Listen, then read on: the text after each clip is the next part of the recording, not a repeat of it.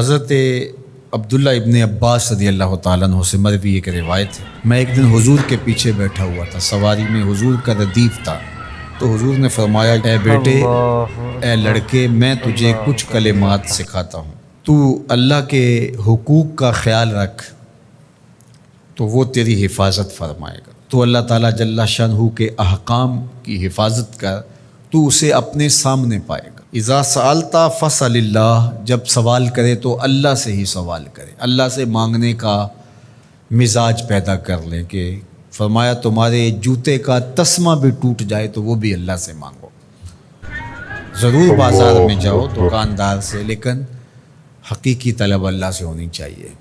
بات بات پہ اللہ سے سوال کرو، بڑی سے بڑی چیز بھی اس سے مانگو، چھوٹی سے چھوٹی چیز بھی اسی سے طلب کرو۔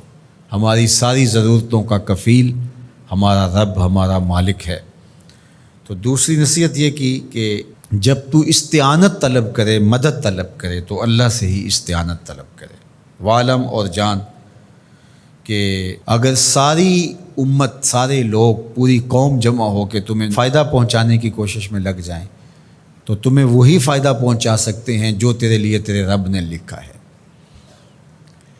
اور فرمایا وَإِنِ اجْتَمَعُوا عَلَىٰ أَن يَضُرُّوكَ بِشَيْءٍ، اور اگر تمہیں نقصان پہنچانے کے درپے ہو جائیں، لَمْ يَضُرُّوكَ إِلَّا بِشَيْءٍ قَدْ كَتَبَهُ اللَّهُ عَلَيْكَ، تو تجھے صرف وہی نقصان پہنچا سکتے ہیں جو اللہ نے تیرے لیے لکھا ہے۔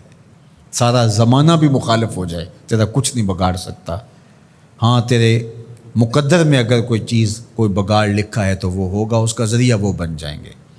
تو اس لیے پھر اسی سے مانگو، اسی سے طلب کرو۔ رفعت الاقلام وجفت الصحف، جو لکھنا تھا اللہ نے لکھ دیا، لکھنے کے بعد قلم اٹھا لیا گیا اور جن صحیفوں پہ لکھا تھا وہ خشک ہو گئے۔ اب کتابیں بند ہیں، تو اس لیے اس نے تیرے لیے جو لکھا ہے وہ ہو کے رہے گا، تو خام خواہ لوگوں سے ڈرنے کی ضرورت نہیں ہے، اور تیرا فائدہ، تیرا نقصان اسی کے دستے قدرت میں ہے، تو اسی سے طلب کر، اسی سے مانگ۔ اور فرمایا تو اللہ تعالیٰ جل شانہ کو رخاء میں، خوشحالی میں یاد کر، یعرفک فی الشدہ، وہ تجھے مشکل میں پہچانے گا۔ یعنی جو شخص خوشحالی کے دور میں اس کے پاس دولت ہے، صحت ہے، تو اللہ تعالیٰ کو فراموش نہیں کرتا، اللہ اس کی بدحالی کے زمانے میں اس کو فراموش نہیں کرتا۔ وعلم، اور جان، ان النصر مع الصبر، کہ جو مدد ہے وہ صبر کے ساتھ آتی ہے۔ وان الفرج مع الکرب، اور کشادگی جو ہے وہ مشکل کے ساتھ آتی ہے۔ وان مع العسر یسرا، اور سہولت جو ہے وہ مشقت برداشت کرنے کے بعد آتی ہے، تنگی کے بعد فراخی آتی ہے۔ پہلو مشکل پھر تمنا، پہلو کنڈا پھر پل، شاید مگروں پہلو مکھیاں ڈس دیاں ڈنگ والیاں۔